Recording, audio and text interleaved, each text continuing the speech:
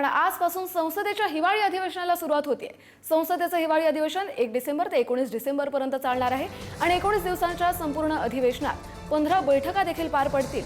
अणुऊर्जा विधेयकासह 10 नवीन विधेयकं सादर होण्याची शक्यता आहे।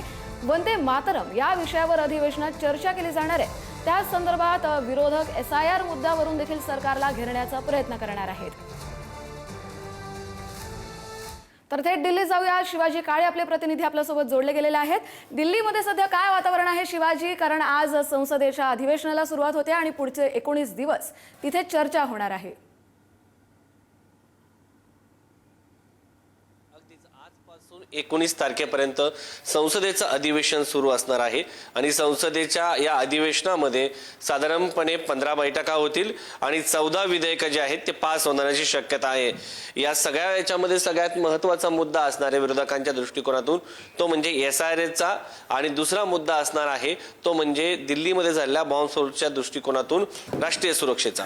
तर या सगळ्यामध्ये महत्त्वाचा मुद्दा म्हणून जर पाहिलं गेलं तर विरोधक हे जी सध्या मतदार तपासणी मोहीम सुरू आहे त्याच्यामध्ये ज्या BLOचा मृत्यू झालेला आहे त्या सगळ्यांच्या संदर्भामध्ये चर्चेची मागणी करू शकतात।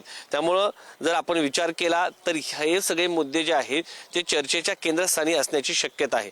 दुसरीकडे विचार केला तर बिहार विधानसभा निवडणुकीमध्ये NDAचा खास करून भाजपचा दणदणीत विजय झालेला आहे। त्यामुळे सत्ताधाऱ्यांचा एक विश्वास जो आहे तो अधिक दुणावलेला आहे। त्याचबरोबर केंद्रातील सरकार जे बिहार निवडणुकीवरती अवलंबून आहे असं म्हटलं जात होतं ते देखील अधिक मजबूत झालेलं आहे आणि देशभरामध्ये एक मजबूत सरकार असल्याचा संदेश भाजपने या निमित्ताने दिलेला आहे।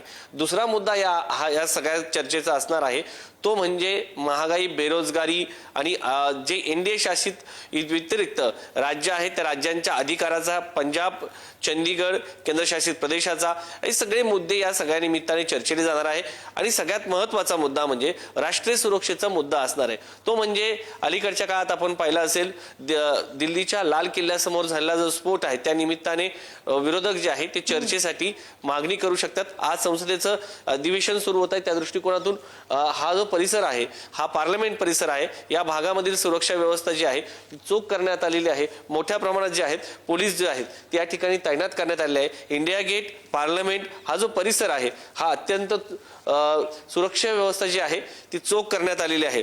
त्यामुळे या सगळ्याच्या दृष्टिकोनातून जे आहे पोलीस व्यवस्था चोख आहे आणि या सगळ्यामुळे चर्चेची जे आहे पार्लमेंट सेशनचं यामध्ये मोठी चर्चा जी आहे ती होण्याची शक्यता व्यक्त केली जात आहे। आणि त्याच्यानंतर सगळ्यात चौथा मुद्दा असणार आहे तो म्हणजे दिल्लीतील प्रदूषणाचा। दिल्लीमध्ये प्रदूषणाची पातळी जी आहे जगभरातील ज्या राजधान्या आहेत त्याच्यापैकी सर्वोच्च टोकावरती पोहोचलेली आहे।